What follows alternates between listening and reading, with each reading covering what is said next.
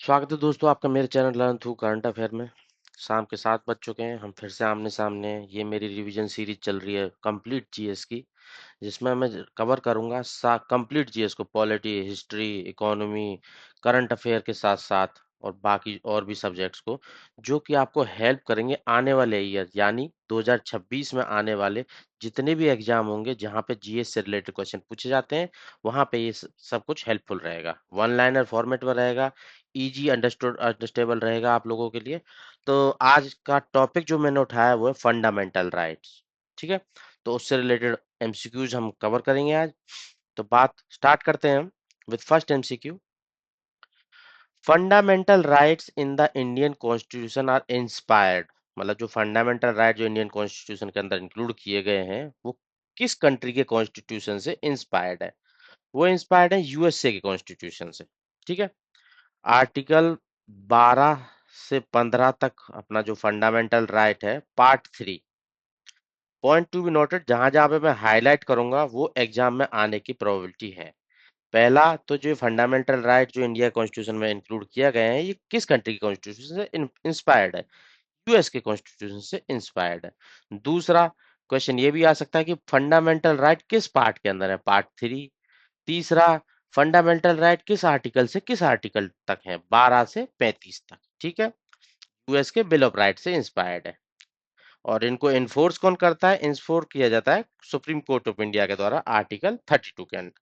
ठीक है, नेक्स्ट आ जाते हैं आर्टिकल 32 ऑफ के इंडिया का, इंडियन कॉन्स्टिट्यूशन के अंदर, जिसको बोलते हैं right to constitutional remedy. Article 32 को ही बोला जाता है राइट टू कॉन्स्टिट्यूशनल रेमेडी।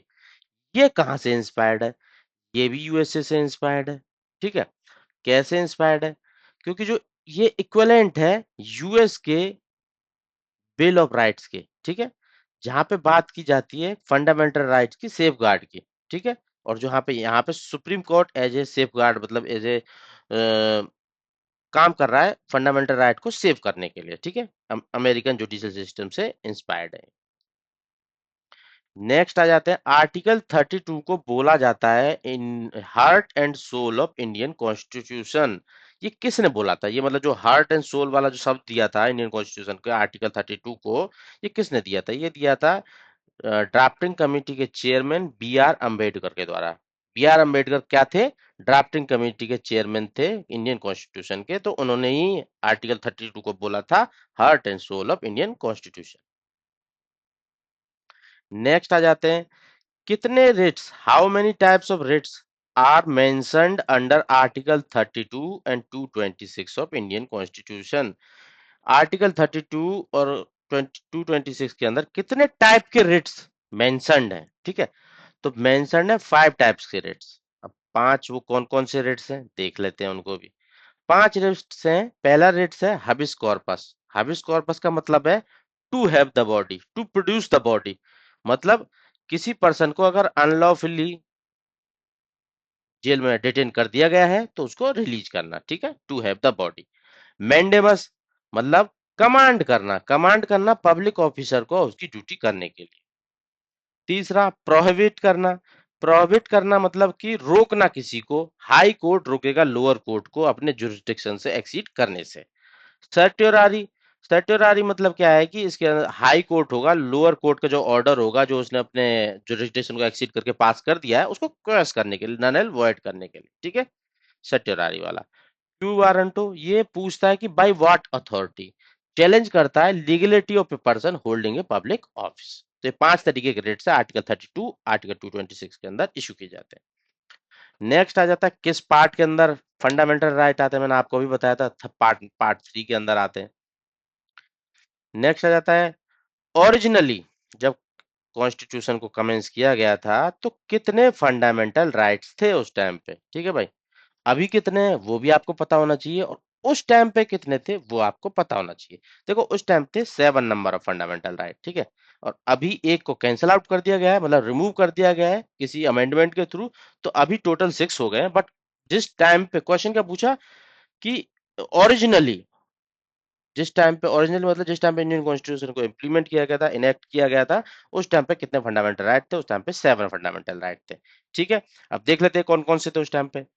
ये आर्टिकल 12 से 15 के अंदर होंगे, पार्ट 3 के अंदर। पहला था राइट टू इक्वालिटी, दूसरा राइट टू फ्रीडम, तीसरा राइट टू एक्सप्लॉयटेशन, चौथा राइट टू फ्री रिलीजन, फिर पांचवा कल्चरल एजुकेशन राइट, छठा राइट टू प्रॉपर्टी जो कि आर्टिकल 91 F और आर्टिकल 31 के अंदर है, और सातवां राइट टू कॉन्स्टिट्यूशनल रेमेडी। ठीक है, तो ये 7 राइट जब कॉन्स्टिट्यूशन कमेंस किया गया था, इनेक्ट किया गया था, तो उस टाइम पे 7 फंडामेंटल राइट थे। राइट टू प्रॉपर्टी 91 F के अंदर भी आता है और आर्टिकल 31 के अंदर भी आता है। ठीक है, तो किस कॉन्स्टिट्यूशनल अमेंडमेंट के थ्रू जो फंडामेंटल राइट्स है वो 7 से 6 हो गए थे।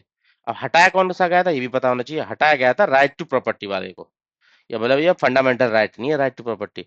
इसको किस कॉन्स्टिट्यूशनल अमेंडमेंट के थ्रू रिमूव कर दिया गया था? आर्टिकल 91 F और आर्टिकल 31 से। ठीक है, तो वो था आर्टिकल ये sorry amendment 44th amendment at the time of Morarji Desai government, Janata party के टाइम पे इसको रिमूव कर दिया गया था एज ए फंडामेंटल राइट। तो टोटल फंडामेंटल राइट रह गए 6 कट के। ठीक है, अभी क्या करंट स्टेटस है राइट टू प्रॉपर्टी का? मतलब उस टाइम पे फंडामेंटल राइट थी, जिस टाइम पे कॉन्स्टिट्यूशन को कमेंस किया गया था, इनेक्ट किया गया था। अभी क्या स्टेटस है? अभी फंडामेंटल ये right to property fundamental right नहीं है, ये कॉन्स्टिट्यूशनल के अंदर लीगल राइट है, मतलब आर्टिकल 300A के अंदर पड़ता है। ठीक है, 44th कॉन्स्टिट्यूशन अमेंडमेंट की तरह से अमेंडमेंट के थ्रू इसको रिमूव कर दिया गया था फंडामेंटल राइट से। तो अभी क्या है? लीगल और कॉन्स्टिट्यूशनल राइट। लीगल राइट किस आर्टिकल के अंदर? आर्टिकल 300A के अंदर, जहां पे मेंशन किया गया है no person shall be deprived of his property saved by authority of law. ठीक है, मतलब अगर कोई हमारी आपकी प्रॉपर्टी छीनता है तो आप डायरेक्टली हाई कोर्ट जा सकते हो, पर सुप्रीम कोर्ट नहीं जा सकते, क्योंकि अब ये फंडामेंटल राइट नहीं रहा है। ठीक है, article 300A right to property, ये किस पार्ट में पड़ता है? ठीक है, ये अभी बात की थी राइट टू प्रॉपर्टी वाला, ये अभी लीगल राइट है, कॉन्स्टिट्यूशनल राइट है, बट ये किस पार्ट के अंदर आ रहा है? ये क्वेश्चन आया था HCS अराउंड अराउंड 2020। ठीक है, तो ये किस पार्ट में आ रहा है? ये आ रहा पार्ट 12 में, फाइनेंस प्रॉपर्टी कॉन्ट्रैक्ट सूट्स के अंदर। ठीक है, आर्टिकल 300 है किस पार्ट के अंदर? ये पार्ट्स भी आपको देखो, आप नेग्लिजेंस दिखाओगे यहाँ पे कि पार्ट्स कौन याद रखता है। ठीक है, आर्टिकल के बारे में पता वही काफी है, पर क्वेश्चन एग्जामिनर कुछ भी पूछता है, मैं फेस किया हुआ हूँ, उसी तरीके से आपको बता रहा हूँ कि ये सब पार्ट भी इंपॉर्टेंट हो जाता है। ये एग्जाम में आया था HCS 2020 के अराउंड। ठीक है, 2020 या 21 के अराउंड। तो पार्ट 12 के अंदर article 300A। Definition of state, state की डेफिनेशन कहाँ पे मेंशन की गई है? किस आर्टिकल के अंदर मेंशन की गई है? ठीक है, स्टेट की डेफिनेशन आती है आर्टिकल 12 के अंदर। अब देख लेते हैं डेफिनेशन ऑफ स्टेट के अंदर आता क्या क्या है। तीनों लेवल की गवर्नमेंट, यूनियन लेवल की गवर्नमेंट, स्टेट लेवल की गवर्नमेंट, और अपना फाउंडेशनल ये पंचायत लेवल की म्युनिसिपैलिटी लोकल अथॉरिटी, और साथ ही साथ अदर अथॉरिटी जो ड्राइव कंट्रोल में गवर्नमेंट के और गवर्नमेंट से पावर ड्राइव करते हैं। ठीक है, ये सब स्टेट की डेफिनेशन के अंदर आते हैं। आर्टिकल 13 इंडियन कॉन्स्टिट्यूशन के अंदर किस कंट्री के कॉन्स्टिट्यूशन से इंस्पायर्ड है? ये भी USA के कॉन्स्टिट्यूशन से इंस्पायर्ड है। कहाँ से ये मेल खाता है? तो जो यूएस का जुडिशियल रिव्यू है ना, उससे मेल खाता है। मतलब आर्टिकल 13 अपना कहता है कि अगर कोई ऐसा इनकंसिस्टेंट लॉ बनाया जाए जो फंडामेंटल राइट के साथ इनकंसिस्टेंट है, तो पावर है अपने कोर्ट के पास उसको नल एंड वॉइड घोषित करने की। तो एज ए जुडिशियल रिव्यू से प्रिंसिपल से ड्राइव्ड है अमेरिका के, तो वहां से मिलता जुलता है, इसलिए आर्टिकल 32 को वहां से इंस्पायर्ड बोला गया है, यूएसए से। ठीक है, इक्वालिटी बिफोर लॉ, मतलब सब इक्वल हैं लॉ के सामने, कोई छोटा बड़ा नहीं है, गरीब अमीर, कोई बिजनेसमैन VIP प्रधानमंत्री मंत्री सब बराबर है। ठीक है, ये किस कॉन्स्टिट्यूशन से ड्राइव है? इंडिया के इंडियन कॉन्स्टिट्यूशन के अंदर किससे इंस्पायर कॉन्स्टिट्यूशन से लिया गया? ये गया ब्रिटेन के कॉन्स्टिट्यूशन से, UK के कॉन्स्टिट्यूशन से। ठीक है, no one is above law not even the government. साथ ही साथ इक्वल प्रोटेक्शन ऑफ लॉ, ये किस कंट्री के कॉन्स्टिट्यूशन से इंस्पायर्ड? इंडियन कॉन्स्टिट्यूशन के अंदर ये इंस्पायर्ड है USA के कॉन्स्टिट्यूशन से। मतलब इक्वल्स को इक्वल की तरह ट्रीट किया जाएगा, बट अनइक्वल्स को इक्वल की तरह ट्रीट नहीं किया जाएगा। मतलब इसमें हम स्पेशल लॉज बना सकते हैं for protection of women children वगैरह वगैरह। ठीक है, तो कंप्लीट हुई है आर्टिकल 14 की डेफिनेशन, जिसमें बात कही जाती है equality before law and equal protection of law. तो आर्टिकल 14 के अंदर जो इक्वालिटी बिफोर लॉ है वो यूके से लिया गया है, और इक्वल प्रोटेक्शन ऑफ लॉ वो यूएसए से लिया गया है। आर्टिकल 14 की डेफिनेशन भी होगी, कहाँ कहाँ से इंस्पायर्ड है वो भी होगा। क्वेश्चन पूछे गए हैं ये, ऐसे ही जब कहीं से भी मैं उठा के कुछ भी क्वेश्चन नहीं रख दे रहा हूँ, यहाँ पे पूछे गए हैं वही क्वेश्चन आपके सामने हैं और वही पूछे जाएंगे। सारा कुछ डिटेल में दिया गया है। इक्वालिटी बिफोर लॉ ब्रिटेन से, equal protection of law USA से, ठीक है। इससे अच्छा बेटर आपको कहीं मिलने वाला नहीं है। न्यूमेरिक्स भी डाले हुए हैं, लास्ट में की पॉइंट्स भी डाले हुए हैं, क्वेश्चन भी एकदम सिंपल सटीक बनाया हुआ जैसा कि एग्जाम में आता है। How many articles are included under right to equality? पहला तो पता होना चाहिए राइट टू इक्वालिटी है कौन कौन से आर्टिकल के अंदर, ठीक है। तो कितने आर्टिकल को इंक्लूड किया गया है इसमें राइट टू इक्वालिटी वाले में? मतलब क्लब्ड कुछ आर्टिकल है जिनको राइट टू इक्वालिटी के अंदर कंसीडर किया जाता है। तो वो हो गए आर्टिकल 14, 15, 16, 17, 18। तो कितने हो गए? 5 आर्टिकल। क्वेश्चन कन्वर्ट, ठीक है। अब नेक्स्ट क्वेश्चन पे आ जाते हैं। रिजर्वेशन इन एजुकेशनल इंस्टीट्यूट, जो रिजर्वेशन चलता आ रहा है एजुकेशन इंस्टीट्यूट के अंदर, ये प्रोवाइड किया गया था under what article of Indian constitution? Indian constitution के किस आर्टिकल के अंदर ये आता है रिजर्वेशन एजुकेशनल इंस्टीट्यूशन में? ये आता है आर्टिकल 15(4) के अंदर, 15 के चौथे भाग के अंदर, ठीक है। इसको फर्स्ट अमेंडमेंट के थ्रू ऐड किया गया था। किसके लिए? For the advancement of socially educational backward class, SCBC के लिए, शेड्यूल कास्ट एसटीज के लिए, ताकि उनको एडवांसमेंट मिले, उनको अपलिफ्टमेंट हो सके। फर्स्ट अमेंडमेंट के थ्रू 1951 के अंदर आर्टिकल 15(4) को ऐड किया गया, जो बात करता है एजुकेशनल इंस्टीट्यूशन में रिजर्वेशन के लिए इंडियन कॉन्स्टिट्यूशन के अंदर, ठीक है। नेक्स्ट आ जाते हैं आर्टिकल 15(5). अब 15(4) के बाद 5 भी आया। 5 कैसे आया? इसका भी कोई अमेंडमेंट किया होगा। अब बात हो रही थी रिजर्वेशन की इन एजुकेशन इंस्टीट्यूशन, तो पांचवा क्यों आया कि गवर्नमेंट वाले एजुकेशन इंस्टीट्यूशन में रिजर्वेशन नहीं होगा, रिजर्वेशन को एक्सपेंड किया जाए कि 25% तक का रिजर्वेशन दिया जाए प्राइवेट इंस्टीट्यूट के अंदर भी, टू द गरीब, मतलब जो एससीबीसी वाले हैं, जो सोशली एजुकेशनली बैकवर्ड क्लासेस को, ठीक है। और यहाँ पे माइनॉरिटी इंस्टीट्यूशन को इंक्लूड नहीं किया जाएगा, ठीक है। प्राइवेट के अंदर दिया जाएगा ये रिजर्वेशन एससीबीसी को, बट माइनॉरिटी इंस्टीट्यूशन के अंदर नहीं, ठीक है। तो 15(5) पे इससे बात करता है। नेक्स्ट आ जाते हैं गवर्नमेंट जॉब्स के अंदर जो रिजर्वेशन दिया जाता है बैकवर्ड क्लासेस को, वो किसके आर्टिकल के अंदर है? जैसे 15(4) था, ऐसे 16(4) है। ये बात कर रहा था एजुकेशन इंस्टीट्यूशन में रिजर्वेशन की, ये बात कर रहा था जॉब्स को लेकर रिजर्वेशन की, 16(4), ठीक है। अब 16(4) के अंदर भी कुछ कुछ फर्दर एक्सपेंशन है, जैसे 16(4)(a), 4 के अंदर मतलब रिजर्वेशन की बात तो हो ही गई जॉब्स को लेकर। ए भी आया, मतलब प्रमोशन में भी रिजर्वेशन एससी एसटीज के लिए थ्रू 77th अमेंडमेंट 1995 के अंदर। फिर आया 4 बी, अगर इस साल वो रिजर्वेशन की सीट नहीं भर पाई तो उनको कैरी फॉरवर्ड किया जाएगा 4 बी के अंदर। इसको ऐड किया गया 81st अमेंडमेंट 2000 के अंदर, ठीक है। अमेंडमेंट का ईयर, वो अमेंडमेंट और वो आर्टिकल क्या बात करता है, ये सब नोट डाउन करना है। Article 15 of Indian Constitution, the state shall not discriminate against any citizen on how many grounds? जो आर्टिकल 15 में मेंशन किया गया है कि स्टेट डिस्क्रिमिनेट नहीं करेगा सिटीजन्स के अगेंस्ट, उसके कुछ ग्राउंड्स दिए गए हैं। वो कितने ग्राउंड्स हैं? ग्राउंड है race, religion, caste, sex, place of birth, 5 grounds. Question convert, simple, ठीक है। सारे अच्छे से याद करना है आपको। इसी तरीके से क्वेश्चन आपके एग्जाम में आने वाला है। मान के चलो आप एग्जाम दे रहे हो, इसकी पीडीएफ जो इस वीडियो में बना रहा हूँ, इस पीडीएफ के थ्रू इसको मैं अपने टेलीग्राम चैनल पे अपलोड कर लूंगा, वहां से डाउनलोड करना। एक पेज पे क्वेश्चन है, अगले पे आंसर है। पहले पेज में क्वेश्चन पढ़ो, आंसर करने की कोशिश करो, फिर बाद में आंसर में जो जो एनालाइज मैंने करके इसमें डाला है अच्छे से सब कुछ पढ़ो। आपकी आपको बुक पे जाने की जरूरत ही नहीं पड़ेगी, पॉलिटी लक्ष्मीकांत पे जाने की जरूरत नहीं पड़ेगी, सब कुछ कवर करा दूंगा यहाँ पे। जीएस का कंप्लीट रिवीजन सीरीज चल रहा है, ये अभी पॉलिटी चल रही है, बाद में हिस्ट्री आएगी, फिर उसके बाद अपना ज्योग्राफी आएगा, इकोनॉमी आएगा, एनवायरमेंट आएगा, साइंस आएगा, सब कुछ बेहतरीन तरीके से। और करंट अफेयर तो मैं अपलोड करता ही हूँ, डेली शॉर्ट्स फॉर्मेट में भी आता है, वीकली कंपाइलेशन आता है, मंथली कंपाइलेशन आता है। प्ले लिस्ट में जाइए और देख लीजिए। अबॉल्यूशन ऑफ अनटचेबिलिटी, ये प्रोवाइड किया गया है किस आर्टिकल के अंदर? आर्टिकल 17 के अंदर।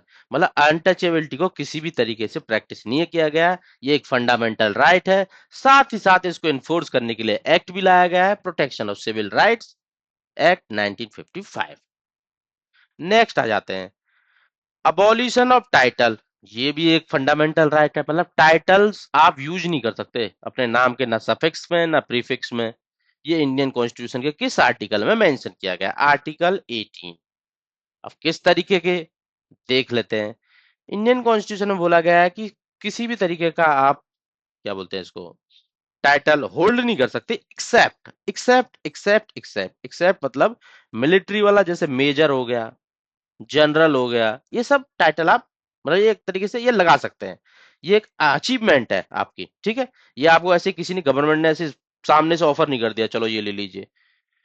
ये आपने अचीव किया, आप मेजर बने हो, जनरल बने हो, ठीक है, लेफ्टिनेंट कर्नल बने हो। और साथ ही साथ जैसे एकेडमिक डिस्टिंक्शन होते हैं, जैसे डॉक्टर पीएचडी को कर लेता है, ठीक है।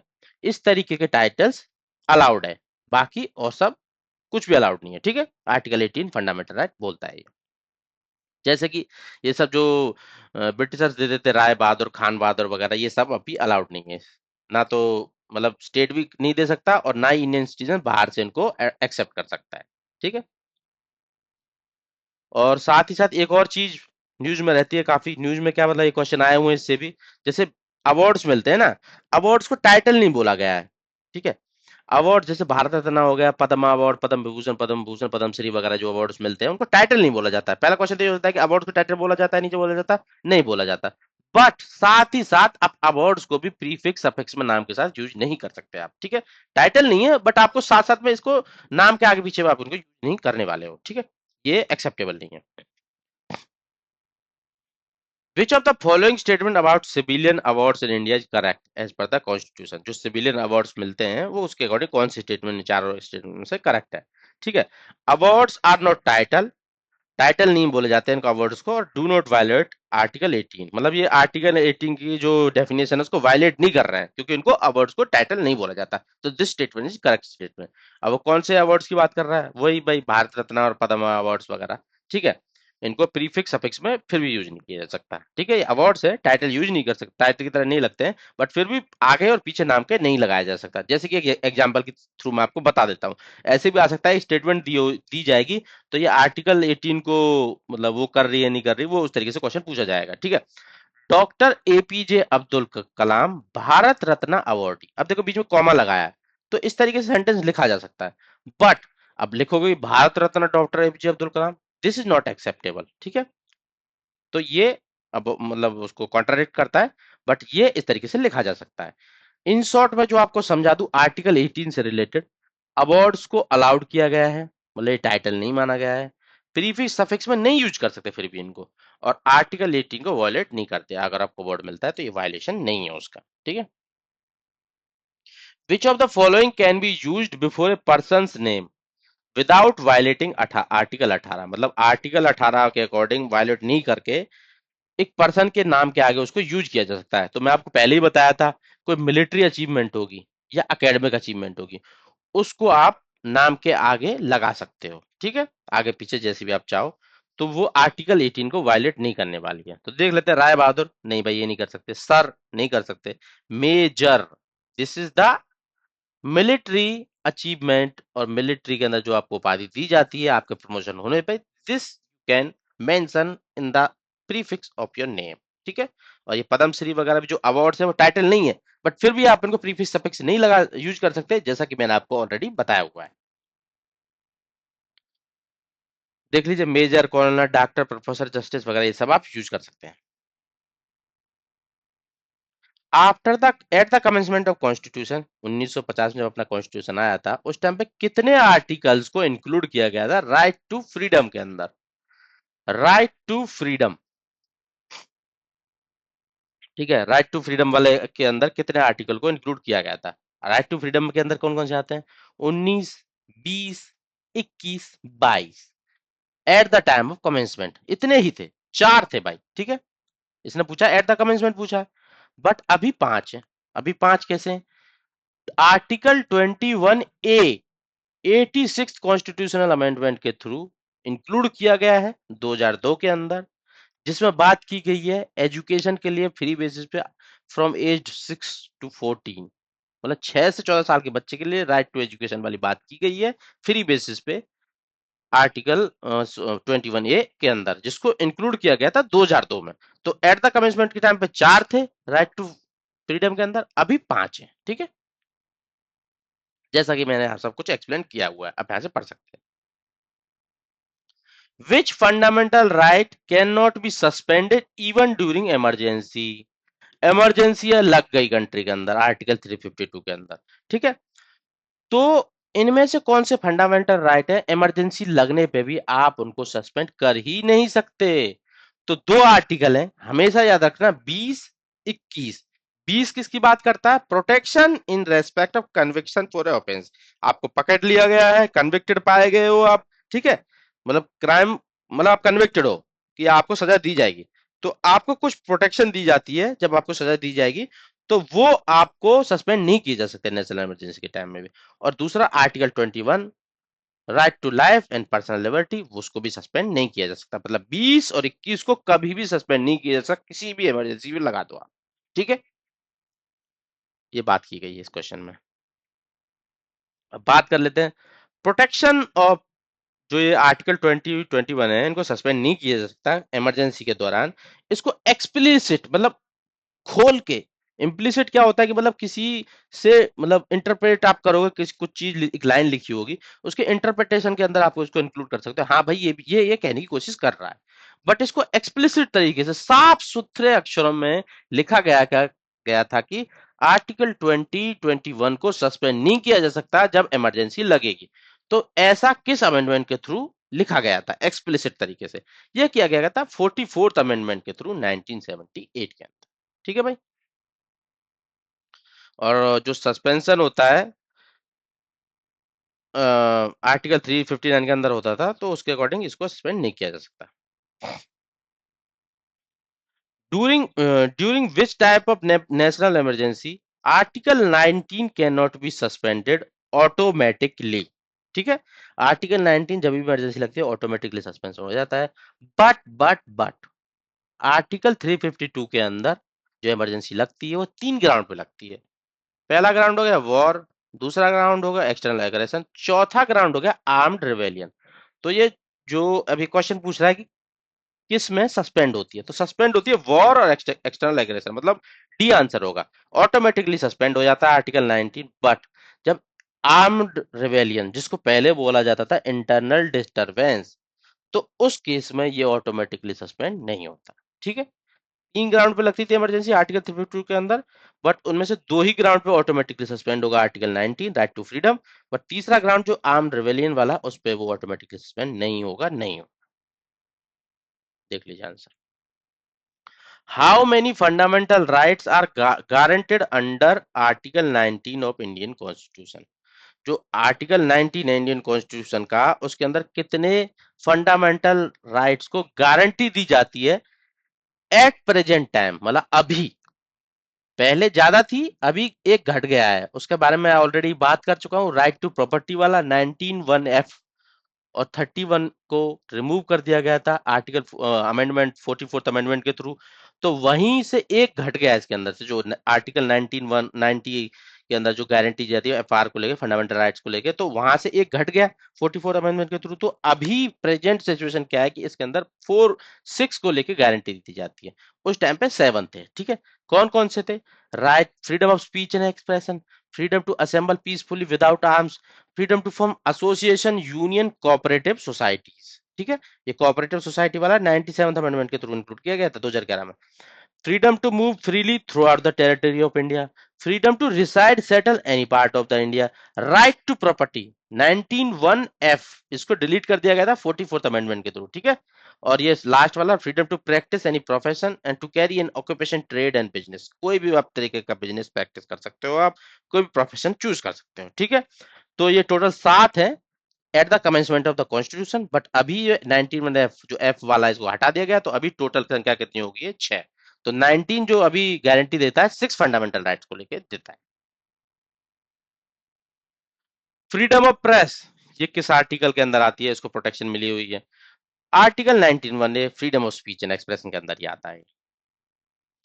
How many protections shields are provided to individual under article 20? Article 20 वो क्या बोलता था, अगर आप कन्विक्टेड पाए जाते हो तो कुछ आपको प्रोटेक्शन दी जाएंगी उस केस में। मतलब मुझे सजा सुना दी गई, मतलब पाया गया कि मैंने कुछ जुर्म किया है, कोर्ट ने ऐसा बोल दिया कि हाँ भाई इसने ये जुर्म किया है, तो अभी मुझे कुछ प्रोटेक्शंस, कुछ शील्ड्स होंगी जो मेरे पास अवेलेबल होंगे। तो आर्टिकल 20 बात करता है तीन तरीके की शील्ड्स के। तीन तरीके की शील्ड्स कौन सी हैं वो देख लेते हैं। तीन तरीके की शील्ड है। पहली शील्ड है एक्स पोस्ट फैक्टो लॉ। अभी लॉ के अकॉर्डिंग 1 साल की सजा है तो मैं 1 ही साल की सजा भुगतूंगा। अगर मान लो मुझे 1 साल की सजा सुना दी गई, कल दूसरा कोई अमेंडमेंट आया तो सजा बढ़ा के 2 साल कर दी गई, तो वो मेरे पे एप्लीकेबल नहीं होगा। ठीक है। Protection against x post facto loss, ये पहला हो गया प्रोटेक्शन। दूसरा, डबल जेपर्डी वाला, अगर मैं किसी क्राइम के लिए एक बार सजा भुगत चुका हूं तो मुझे दोबारा से उस क्राइम के लिए सजा नहीं दी जाएगी। तीसरा, प्रोटेक्शन अगेंस्ट सेल्फ इंक्रिमिनेशन, अगर मैं अक्यूज्ड हूं, मुझे कन्विक्ट पाया गया है, मतलब अक्यूज्ड हूं मैं उसके लिए, किसी क्राइम के लिए, तो मैं खुद से, मुझे कंपेल नहीं किया जा सकता टेस्टिफाई करने के लिए मेरे ही खिलाफ, मतलब मैं खुद की गवाही दे दूं मेरे ही खिलाफ, मुझे जुर्म सजा दो। अगर मैं कोर्ट में जाके बोलूँ कि हाँ हाँ जज साहब मैंने ये क्राइम किया, मुझे सजा दे दो, ये दे दो, जब तक कि कुछ सबूत नहीं मिलेगा कोर्ट को, ये प्रूव नहीं हो जाएगा, आपको सजा नहीं दी जा सकती। ठीक है। तो ये तीन तरीके के प्रोटेक्शन सील्स आर्टिकल 20 के अंदर मिलते हैं। ठीक है। नेक्स्ट आ जाते हैं राइट टू एजुकेशन को लेके। फंडामेंटल राइट के अंदर किस कॉन्स्टिट्यूशनल अमेंडमेंट के थ्रू राइट टू एजुकेशन को इंक्लूड किया गया था? अभी मैं आपको ऑलरेडी बताया था 86 अमेंडमेंट के थ्रू इंक्लूड किया गया था। अब वहां पे क्या बात की गई थी? आर्टिकल 21A को इंक्लूड किया गया था पार्ट 3 के अंदर, जिसमें राइट टू एजुकेशन गारंटी की जाएगी चिल्ड्रन को, 6 से 14 साल के बच्चे को। ठीक है। अब ये देख लेते हैं, ये एक्ट जो अमेंडमेंट आया था 2002 के अंदर आया था, यहाँ पे बात हो गई थी कि भाई आपको ऐसा करना है, 6 से 14 साल के बच्चे को राइट टू एजुकेशन वाला गारंटी देनी है। ठीक है। बट इसके लिए जो एक्ट आया था ना, right to children to free and compulsory education act, वो 2009 में आया, और इसको फोर्स में कब से लाया गया? 1 अप्रैल 2010 से। ठीक है। तो मतलब अगर ये राइट टू एजुकेशन वाली बात आ जाए, अमेंडमेंट एक्ट कब लाया गया था? 2002 में, बट जो इसको इन्फोर्स कब किया गया था इन रियलिटी, वो 2010 से, जब ये एक्ट आ गया था। ठीक है। Right to travel within the territory of India, मतलब इंडिया के अंदर ही, ये किस आर्टिकल के अंदर प्रोटेक्ट करता है? ठीक है, प्रोटेक्टेड है इंडियन कॉन्स्टिट्यूशन के। इंडियन टेरिटरी के अंदर आप कहीं भी ट्रेवल कर सकते हो। ठीक है। तो ये आता है 19(1)(d) के अंदर। अब इसके अंदर भी एक वो है, कैच है।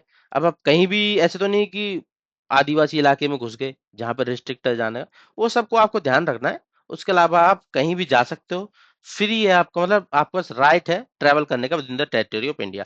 अब यहाँ पे कई बच्चे जैसे राइट टू ट्रेवल देखेंगे ना, और देखेंगे किस आर्टिकल के अंदर आ रहा है, सीधा 21 लगा देंगे। बट यहाँ पे राइट टू ट्रेवल अब्रॉड की बात होती है, जब लाइफ एंड पर्सनल लिबर्टी वाला आता है, right to travel abroad, article 21। ठीक है।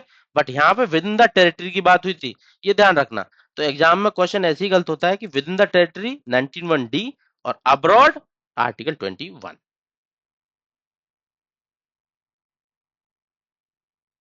Safe guard to arrested person, किसी पर्सन को अरेस्ट किया गया है, ये किस आर्टिकल के अंदर सेफ गार्ड्स के बारे में बात की गई है?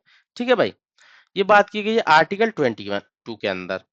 अब किसी पर्सन को अरेस्ट किया गया, जरूरी नहीं उसको, उसने कोई क्राइम किया ही हो, तो दो तरीके से बात की जाएगी सेफ गार्ड्स को लेके इस आर्टिकल 22 के अंदर। किस तरीके से देख लेते हैं, जैसे कि किसी ने ऑर्डिनरी अरेस्ट हुआ है, कोई क्रिमिनल केस, मतलब मैंने रिपोर्ट कर दी उसके अगेंस्ट, तो उसको अरेस्ट कर लिया भाई, तो उसको क्या होगा? अब कुछ राइट्स होंगे। राइट्स कैसे होंगे? पहला राइट तो होगा कि हमको उसको बताना पड़ेगा कि हमने आपको इस बेसिस पे अरेस्ट किया है, कि इस पर्सन ने आपके खिलाफ रिपोर्ट लिखाई है, या फिर आपको एज ए, मतलब हमको लग रहा है कि इस चोरी में आप इन्वॉल्व हो, तो इसलिए हम आपको अरेस्ट किया है। दूसरा, अगर अरेस्ट कर भी लिया है तो उसको 24 घंटे के अंदर मजिस्ट्रेट के सामने ले जाना पड़ेगा। ठीक है। दूसरा हो गया, ये नॉर्मल सर्कमस्टांस की बात हो रही है ऑर्डिनरी अरेस्ट क्रिमिनल केसेस में, ये इस तरीके का प्रोटेक्शन आर्टिकल 22 के अंदर प्रोवाइड किया जाता है अगर आप किसी को अरेस्ट करते हो तो, ठीक है। तीसरा, 24 घंटे से ज्यादा विदाउट मजिस्ट्रेट की परमिशन के आप उसको डिटेन नहीं कर सकते। मतलब ऑर्डिनरी केस में तीन तरीके के प्रोटेक्शन है। पहला तो उसको बताना पड़ेगा कि भाई ये ग्राउंड है इसलिए हम आपको अरेस्ट किए हैं, 24 घंटे के अंदर मजिस्ट्रेट के पास ले जाना पड़ेगा। अगर विदाउट मजिस्ट्रेट की अप्रूवल के आप 24 घंटे से ज्यादा उसको डिटेन नहीं कर सकते, ठीक है। अब नेक्स्ट आ जाता है दूसरा केस, जब प्रिवेंटिव डिटेंशन, अगर वो पर्सन कोई क्राइम कर सकता है तो उस क्राइम को होने से रोकने के लिए मैं उसको अरेस्ट करने जा रहा हूं, ये है प्रिवेंटिव डिटेंशन। तो इस केसेस में किस तरीके की प्रोटेक्शन है? इस केसेस में प्रोटेक्शन है कि विदाउट ट्रायल 3 महीने से ज्यादा, मतलब 3 महीने तक आप उसको डिटेन कर सकते हो, उससे ज्यादा नहीं कर सकते। उसके लिए एक्सटेंड करने के लिए आपको हेल्प लगेगी हाई कोर्ट के एडवाइजरी बोर्ड की, ठीक है। 3 महीने से ज्यादा करना है तो, ठीक है। तो इस तरीके से प्रोटेक्शन थी ऑर्डिनरी केसेस में और प्रिवेंटिव डिटेंशन के केस में under article 22।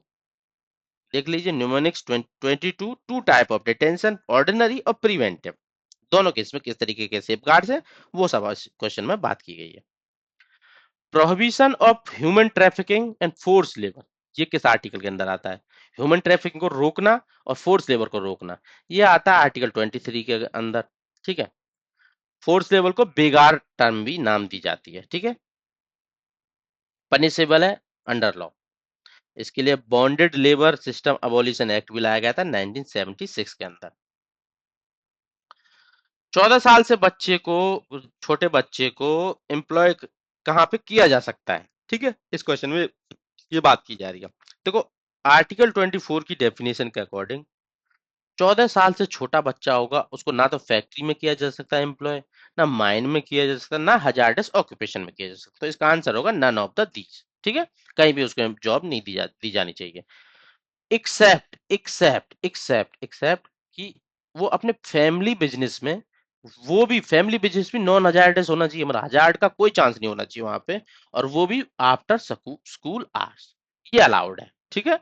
Non hazardous family business, और वो भी स्कूल खत्म होने के बाद, स्कूल गया बच्चा सुबह शाम को आ गया उसके बाद वो हेल्प कर सकता है अपने फैमिली बिजनेस में, जो कि होना चाहिए नॉन हजार्डस, ठीक है। This is allowed under article 24 as per the child labour act 1986, जिसमें अमेंडमेंट किया गया था 2016 के अकॉर्डिंग, ठीक है। आर्टिकल 25 इंडियन कॉन्स्टिट्यूशन का इंक्लूड करता है right to convert another person to one's own religion. मतलब ऐसा है क्या आर्टिकल 25 के अंदर अलाउड है कि हम किसी दूसरे पर्सन को अपने धर्म में बदल दें? नो, ऐसा नहीं है, क्योंकि ये इंक्लूड करता है, आर्टिकल 25 बोलता है कि आपको फ्रीडम है प्रैक्टिस करने की, प्रोफेस करने की, प्रोपोगेट करने की। प्रोपोगेट का मतलब ये नहीं हो जाता कि तुम अब दूसरे पर्सन को फोर्सफुली अपने रिलीजन में कन्वर्ट कर दो। आप उसको बता सकते हो कि आपका रिलीजन में ये होता है, ऐसे ऐसे किया जा जाता है, इस तरीके की प्रैक्टिस फॉलो की जाती है, तो ये सब है, ठीक है। कन्वर्ट करना is not allowed under article 25। Next देख लेते हैं अंडर आर्टिकल 27 इंडियन कॉन्स्टिट्यूशन के, एक पर्सन को आप कंपेल कर सकते हैं टैक्स पे करने के लिए, प्रमोशन करने के लिए और मेंटेनेंस करने के लिए किसी पार्टिकुलर रिलीजन। ऐसा किया जा सकता है, मतलब अगर ये धर्म है, कोई धर्म है, मान लो कोई भी धर्म मान लो अपने दिमाग में, कि उस धर्म के प्रमोट करने के लिए या उससे रिलेटेड कुछ मेंटेन करने के लिए उस कम्युनिटी के लोगों को कंपेल किया जा सकता है टैक्स पे करने के लिए। ऐसा नहीं है, no a person can not be compelled to pay any kind of tax, ठीक है। क्योंकि इस चीज में हमारी कंट्री क्या है, सेकुलर करेक्टर है स्टेट का। Government must remain neutral in matter of religion, ठीक है। अब न्यूट्रल में भी देख लेते हैं किस तरीके की न्यूट्रल है। इंडिया का जो सेकुलरिज्म है ना, बात यहाँ पे हो ही गई है, तो जो न्यूट्रलिटी है रिलीजन और स्टेट के बीच में, वो किस तरीके की न्यूट्रलिटी है? Positive secularism, negative secularism, neutral secularism, absolute secularism. तो इंडियन गवर्नमेंट क्या होती है, पॉजिटिव सेकुलरिज्म को फॉलो करती है, मतलब इसमें कंप्लीट सेपरेशन नहीं है स्टेट और रिलीजन का। Indian government can intervene in the case to ensure equality, reform and social justice। मतलब पॉजिटिव सेकुलरिज्म ये दिखाता है कि कंप्लीट सेपरेशन नहीं है गवर्नमेंट का रिलीजन का, कुछ ना कुछ इंटरवीन कर सकते हैं in case it is needed to ensure equality, reform social justice. In contrast negative secularism जो यूएसए में फॉलो किया जाता है, 1 सेकेंड, यूएसए के अंदर नेगेटिव सेकुलरिज्म वाला फॉलो किया जाता है। स्टेट वहां पे इंटरफियर नहीं कर सकता रिलीजन के अंदर। नेक्स्ट आ जाते हैं आर्टिकल 25 26 से रिलेटेड। ये किससे रिलेटेड है कॉन्स्टिट्यूशन के? तो आर्टिकल 25 क्या करता है, डील करता है इंडिविजुअल इंडिविजुअल के फ्रीडम रिलीजन से, ठीक है। और आर्टिकल 26 डील करता है रिलीजियस डिनोमिनेशन, मतलब ग्रुप ऑफ पीपल, कोई धर्म, ठीक है।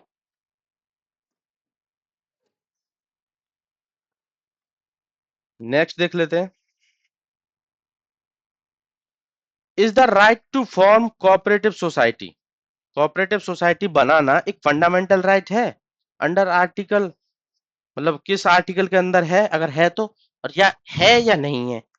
तो right to form a cooperative society ये एक फंडामेंटल राइट है जिसको 97 कॉन्स्टिट्यूशन अमेंडमेंट 2011 के थ्रू ऐड किया गया था।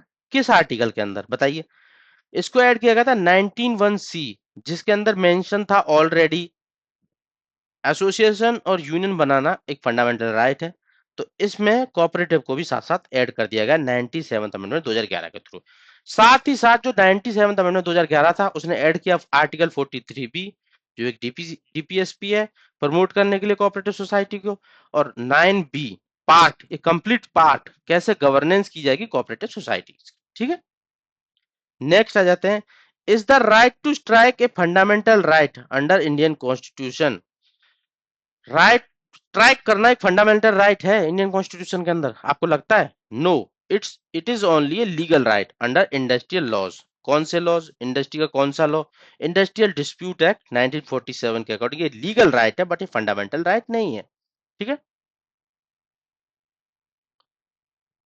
राइट टू प्राइवेसी, अब ये क्या है, ये फंडामेंटल राइट है या नहीं है, ये आपको देखना है। Right to privacy fundamental right है अंडर आर्टिकल 21, ये right to life and personal liberty के अंदर, ठीक है। ऐसा कि पोटासामी जो जजमेंट थी उसके बेस पे इसको बोला जाता है। नेक्स्ट आ जाता है राइट टू इंटरनेट। अब ये क्या कंसीडर किया जाता है? राइट टू इंटरनेट एक फंडामेंटल राइट है आर्टिकल 19 के अंदर, right to freedom speech and expression. और आर्टिकल 21 के अंदर जो एजुकेशन 21A और 21 right to life and personal liberty का, मतलब ये दोनों के अंदर एक फंडामेंटल राइट है right to internet, article 19 article 21 के according. Golden triangle fundamental rights trinity Indian constitution के अंदर किन तीन आर्टिकल को बोला जाता है, मतलब म्यूचुअल डिपेंडेंस दिखती है तीनों आर्टिकल्स में। ये बोला जाता है आर्टिकल 14 19 21 को, ठीक है। Right to life liberty equality, ठीक है, इनका एक कोर है इन राइट्स का। तो इनको तीनों को बोला जाता है golden triangle, trinity of fundamental rights supreme court के अकॉर्डिंग, ठीक है। 14 जो equality, 19 freedom, 21 life and personal liberty के बारे में बात करता है, simple. Right of minorities to establish करना, एडमिनिस्टर करना educational institution is guaranteed under article of Indian constitution. किस आर्टिकल के अंदर आता है कि माइनॉरिटीज अपने अपने अपने लिए एस्टेब्लिश कर सकती है, एडमिनिस्टर करते सकती है एजुकेशनल इंस्टीट्यूशन, ठीक है। किस आर्टिकल के अंदर आता है? ये आता है आर्टिकल 30 के अंदर। अब यहाँ पे किस माइनॉरिटी की बात की जा रही है वो भी इंपॉर्टेंट हो जाता है, ठीक है। माइनॉरिटी की बात की जा रही है रिलीजन और लैंग्वेज के बेस पे, ठीक है। एजुकेशनल इंस्टीट्यूशन को एस्टेब्लिश कर सकते हैं और एडमिनिस्टर कर सकते हैं आर्टिकल 31 के अकॉर्डिंग। और 32 का क्या है कि स्टेट डिस्क्रिमिनेट नहीं करेगा एड देने में ऐसे इंस्टीट्यूशन को, ठीक है। और ये बनाए क्यों जाते हैं? प्रोटेक्ट करने के लिए cultural educational identity of minority communities की, ठीक है। दो तरीके की इंपॉर्टेंट क्या हो जाता है यहाँ पे, दो तरह की माइनॉरिटी की बात की गई थी, रिलीजन और लैंग्वेज वाली, ठीक है। Article 30 under question what type of minority, question भी मैंने यहाँ पे ऐड कर दिया डायरेक्टली इसके बाद। रिलीजियस और लिंग्विस्टिक माइनॉरिटीज की बात करता है। अब देख लेते हैं किस तरीके, देखियो एग्जांपल्स मैं बताऊंगा आपको। मुस्लिम कम्युनिटी रिलीजियस स्कूल चला सकती है, राइट टू एस्टेब्लिश एडमिनिस्टर, ठीक है। साथ ही साथ अगर तमिल वाले लोग रहते हैं महाराष्ट्र के अंदर, वो भी अपनी तमिल लैंग्वेज को प्रिजर्व करने के लिए, कल्चर को बचाने के लिए वहां पे एक तमिल मीडियम स्कूल खोल सकते हैं। तो ठीक है, इनके पास भी एक राइट है। तो रिलीजियस भी होगा और लिंग्विस्टिक भी होगा, दोनों तरह की भी मतलब राइट्स दिए हुए हैं माइनॉरिटीज को, ठीक है। आर्टिकल 29 ऑफ इंडियन कॉन्स्टिट्यूशन ये किससे डील करता है? ये करता है कल्चरल एजुकेशन राइट्स को प्रिजर्व करने के लिए माइनॉरिटीज के, ठीक है। अब यहाँ पे माइनॉरिटीज क्या है वो जानना भी काफी ज्यादा जरूरी हो जाता है। अब यहाँ पे माइनॉरिटीज माइनॉरिटीज नहीं रहा है, यहाँ पे माइनॉरिटीज हो गया है कि any section of the citizen, whether majority और माइनॉरिटी, वो प्रिजर्व कर सकता है, ठीक है, अपने डिस्टिंक्ट लैंग्वेज को, स्क्रिप्ट को, कल्चर को, ठीक है। 29 के अंदर जो माइनॉरिटी है ना, वो एनी सेक्शन ऑफ सिटीजन है, मेजोरिटी भी हो सकती है, माइनॉरिटी भी हो सकती है, बस बशर्ते उनके पास कुछ डिस्टिंक्ट लैंग्वेज होनी चाहिए, स्क्रिप्ट होनी चाहिए, कल्चर होना चाहिए, उसको प्रिजर्व करना इस आर्टिकल का मेन पर्पज है, थ्रू कल्चरल एजुकेशन राइट्स के थ्रू, ठीक है। 29 का ए क्या कहता है? Any section of the citizen having a distinct language, script and culture has right to conserve it. 29 2 क्या कहता है? No citizen shall be denied admission into any educational institution maintained aided by state on the ground of religion, race, caste, language and any of them. मतलब किसी भी citizen को deny नहीं किया जा सकता, इंडिया का सिटीजन होना चाहिए, पहली बात तो ये। एजुकेशन इंस्टीट्यूट जो मेंटेन किया जाता है, एड किया जाता है स्टेट गवर्नमेंट के द्वारा, on the ground of religion, race, caste, language और एनी ऑफ देम, ठीक है। Which article of Indian Constitution allow करता है state to restrict, modify fundamental rights for member of armed force, police, intelligence service? मतलब एक article ऐसा भी है जो फंडामेंटल राइट को हम रिस्ट्रिक्ट कर सकता है, स्टेट को, मतलब अपना, यहाँ पे स्टेट कौन है? यहाँ पे स्टेट है अपना सेंट्रल गवर्नमेंट। ये फंडामेंटल राइट को रिस्ट्रिक्ट कर सकता है, मॉडिफाई कर सकता है, किन के लिए? Member of arm forces, police, intelligent services के लिए, ठीक है। तो ये आर्टिकल आता है 33 के अंदर, मतलब जो अपने आर्म फोर्सेज हैं, सिक्योरिटी प्रोवाइड कर रहे हैं, उनके लिए फंडामेंटल राइट को रिस्ट्रिक्ट किया जा सकता है, मॉडिफाई किया जा सकता है as per the convenience, central government के द्वारा, ठीक है। आर्टिकल 33 पार्लियामेंट के पास पावर है, ये बात भी आप याद रखना, ठीक है। 33, 34, 35 तीनों में पार्लियामेंट के पास पावर है। नेक्स्ट आ जाते हैं मार्शियल लॉ लगा हुआ है, तो ये किस कॉन्स्टिट्यूशन में, किस आर्टिकल के अंदर मेंशन है? आर्टिकल 34 के अंदर। अब मार्शल लॉ कब लगाते हैं? मार्शल लॉ में क्या हो जाता है कि जैसे लॉ एंड ऑर्डर की सिचुएशन बहुत खराब हो गई है, बहुत ही आउट ऑफ कंट्रोल चला गया है, अब सिविलियंस उसको कंट्रोल में नहीं ला सकते, तो वहां पे क्या हो जाता है, मार्शियल लॉ इन्फोर्स में लाया जा सकता है, जिसमें क्या होता है कि जो आर्म फोर्सेज होती है ना, उनको एक तरीके से इंडेमनिफाई किया जाता है, प्रोटेक्ट किया जा सकता है कि अगर इस दौरान कुछ भी, जिसको मतलब लॉ एंड ऑर्डर मेंटेन करने में कुछ गलत हो जाता है, तो उनको गवर्नमेंट आपको प्रोटेक्शन देगी, ठीक है, पार्लियामेंट, ठीक है। तो एक तरीके से लॉ एंड ऑर्डर को रिस्टोर करने के लिए मार्शल लॉ लगाया जाता है आर्टिकल 34 के अंदर। तो इसमें इससे रिलेटेड लॉ कौन बनाता है? Parliament, parliament is the supreme authority here, ठीक है। इन्फ्लुएंस ऑफ मैग्ना कार्टा 1215 का, जो यूके का ये मैग्ना कार्टा था, reflected in which part of Indian constitution, किस कॉन्स्टिट्यूशन के किस पार्ट में रिफ्लेक्ट होता है? ये रिफ्लेक्ट होता है पार्ट 3 फंडामेंटल राइट्स के अंदर, ठीक है। जो इंग्लैंड का मैग्ना कार्टर था, जिसको बोला जाता है foundation of modern civil liberty, जहां पे बात की गई थी सिविल लिबर्टीज को लेके, ठीक है। किस तरीके से इंस्पायर किया है? Concept of law, rule of law, due process और प्रोटेक्शन ऑफ इंडिविजुअल राइट्स, जो रिफ्लेक्ट होता है आर्टिकल पार्ट 3 आर्टिकल 12 से 15 के अंदर, ठीक है। फादर ऑफ, मतलब गार्जियन ऑफ फंडामेंटल राइट किसे जाना जाता है, किसे बोला जाता है गार्जियन? फंडामेंटल राइट को गार्ड करेगा ये बोला जाता है सुप्रीम कोर्ट ऑफ इंडिया को, ये मतलब फाइनल है। साथ ही साथ हाई कोर्ट को भी गार्जियन बोला जाता है, और but final authority is with supreme court. Right to property was removed from the list of fundamental right during the tenure of which government?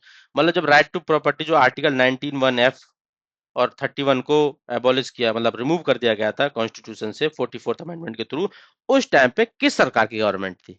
उस टाइम पे थी जनता गवर्नमेंट, जनता पार्टी की गवर्नमेंट, मोरारजी देसाई जी उसके पीएम थे, ठीक है। Which fundamental rights are available only to citizen of India? मतलब देखो फंडामेंटल राइट ऐसे भी हैं कुछ जो बाहर वाले लोगों को भी अवेलेबल है, सिटीजनशिप होने की जरूरत नहीं है उसमें।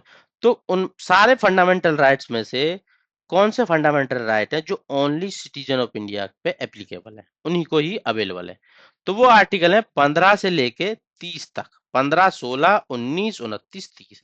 इस तरीके से आपको ये याद रखना ही रखना है, ये क्वेश्चन पूछा गया है कई बार।